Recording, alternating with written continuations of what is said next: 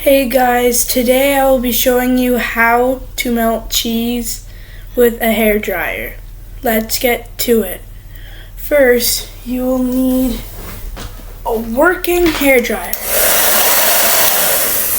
Then, you will need a piece of cheese and a plate so that doesn't get onto the surface that you're doing it on. Here's the cheese that we will be melting. It's on the plate. We'll get the hairdryer and then put it on its hot setting and put it on high and start it up.